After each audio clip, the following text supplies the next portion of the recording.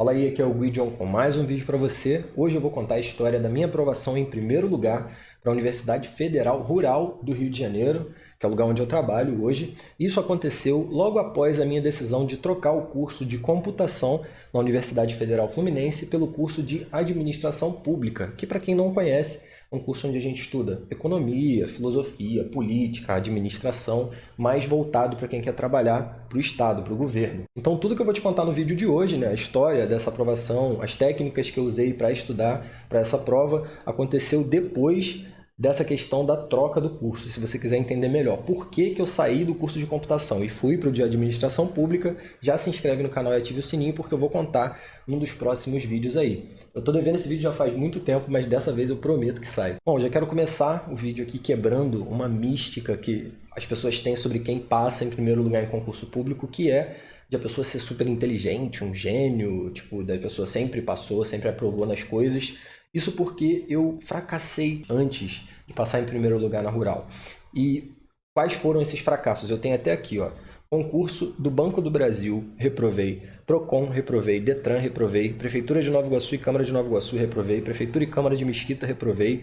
Colégio Naval, foram 3 anos que eu tentei. Então, assim, se eu tivesse desistido, e eu tinha por que desistir, uma pessoa que reprova 10 vezes, se ela desistir de fazer alguma coisa, todo mundo vai entender, né? Pô, tentou, não conseguiu, beleza, tipo, não ia ser julgado por isso, né? Mas eu continuei e isso me trouxe a aprovação, e tudo que veio depois de maravilhoso na minha vida foi por causa disso, de eu não ter desistido pela última vez, né? E eu digo isso de desistir pela última vez porque várias vezes eu pensei em chutar o balde, eu parei por um tempo de estudar, eu achei que não era pra mim, só que eu sempre voltava, eu nunca desisti pela última vez, né? Eu parava, eu ia fazer outra coisa, eu procurava outros caminhos, né? Por exemplo, antes de eu receber a notícia de que eu tinha sido aprovado no meu primeiro concurso, eu cheguei a fazer currículo para eletricista, né? Para quem não sabe, eu sou eletricista, me formei no Senai em elétrica industrial, eu tinha 16 anos mais ou menos. Então eu cheguei a pensar várias vezes em tentar outro caminho, né? E graças a Deus eu continuei acreditando, né? Sempre voltava, até que finalmente, como se fosse mágica, como se não tivesse tudo isso para trás, eu passei em primeiro lugar num concurso público para o cargo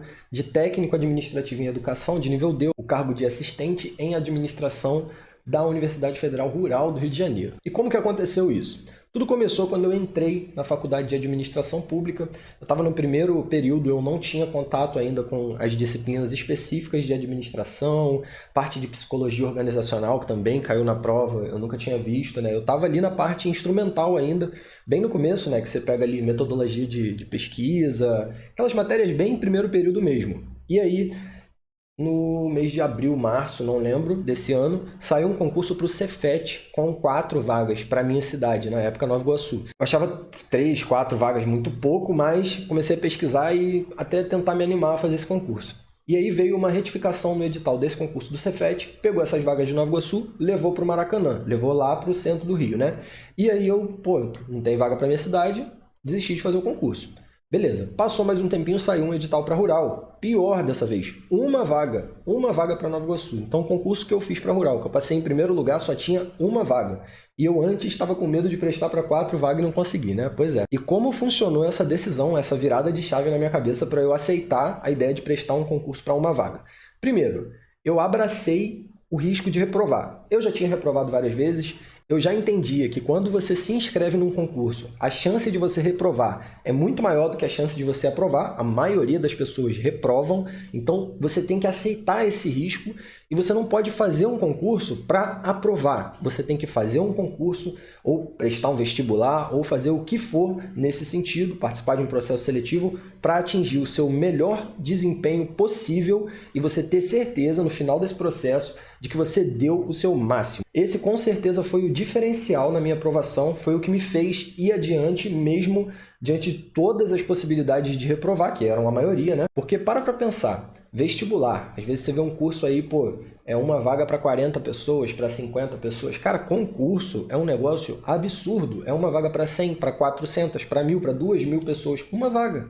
Tem noção disso? Então isso faz com que parte do processo de você prestar o concurso passe pelo momento em que você aceita que você pode reprovar e talvez até reprove, mas você vai dar o seu melhor, você vai evoluir o máximo possível naquele período antes da prova e é isso que você quer. E depois vai vir um outro concurso parecido e você vai fazer também e vai continuar evoluindo até chegar no ponto de passar numa prova.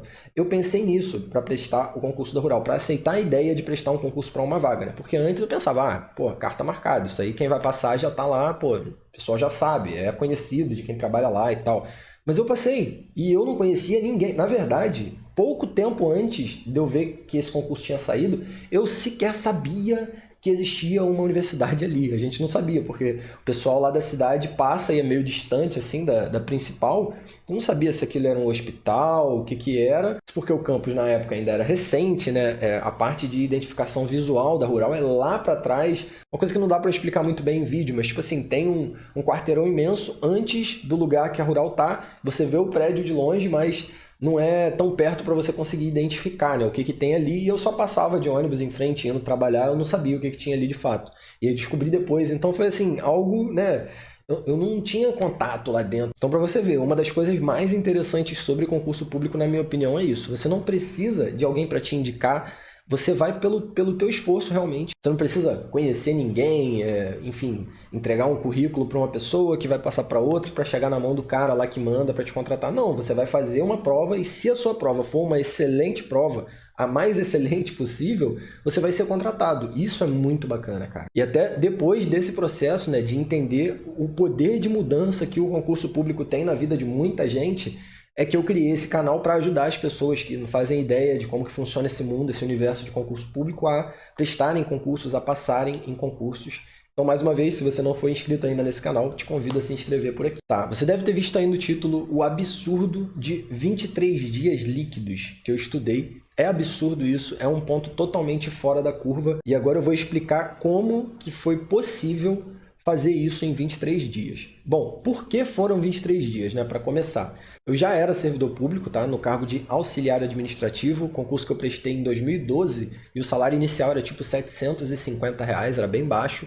E depois de um tempo eu fui melhorando na carreira ali, conquistei uma função de chefia, e aí meu salário já estava tipo R$ 2.000 na época com a chefia, só que eu trabalhava muito. Como nesse lugar que eu trabalhava, a carga de trabalho era muito grande e quando a gente tirava férias, a gente acabava sobrecarregando os colegas, né, que ficavam literalmente com a tua carga de trabalho mais a deles, né? As pessoas que iriam lá te procurar, elas acabariam procurando o seu colega para resolver o problema delas. Era muito raro alguém tirar 30 dias de férias. Na verdade, eu não lembro de alguém ter tirado 30 dias de férias no período que eu estava lá nesse setor. As pessoas tiravam 5 dias, 10 dias de férias. 15 dias já era assim, o absurdo, né?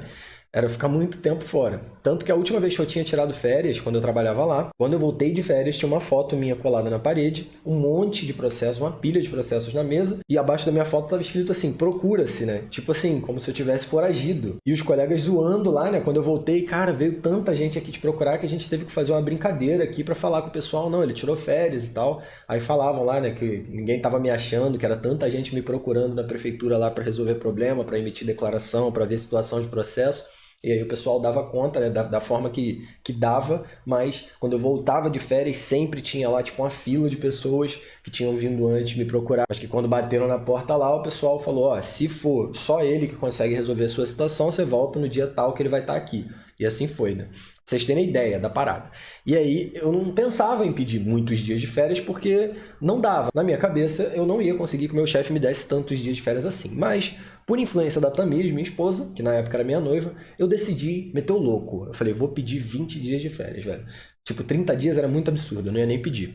E esses 20 dias de férias, na época eu não lembro que feriado, que coisa que coincidiu, mas contando os finais de semana antes e depois das férias e o feriado que teve, eu não sei se enforcou um dia, teve um negócio que aconteceu que eu consegui que fossem 25 dias corridos em casa antes de fazer essa prova. E assim foi, cara, aconteceu, eu consegui os 25 dias de férias. E a partir daí começa o planejamento que me fez transformar 25 dias em casa numa aprovação meteórica em primeiro lugar num concurso público da Universidade Federal.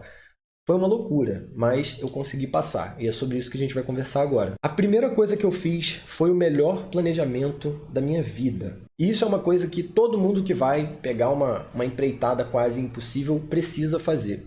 É olhar para aquilo dali da forma lógica mais racional possível e tentar enxergar a melhor estratégia para te tirar do ponto que você está e te levar até a aprovação. Naquele concurso que eu prestei, o que eu observei da prova? Português tinha um peso baixo, era peso 1, eram 10 questões só. As questões específicas eram 40 questões com peso 2, então a prova valia 100. Específica valia 80, porque era 40 vezes 2. Português valia só 10. E que eu decidi não estudar português. Sabe quanto que eu tirei em português? 7. Eu fiz 7 questões de 10 e fiquei em primeiro lugar. Segundo, terceiro, quarto lugar, se você olhar, teve gente que gabaritou português, teve gente que fez 9 de português, mas eu fiz 7, passei em primeiro lugar porque a minha estratégia foi focar onde estavam os pontos, ou seja, na parte específica da prova. Informática, velho. Informática quase que eu zerei. Imagina eu fazer uma pontuação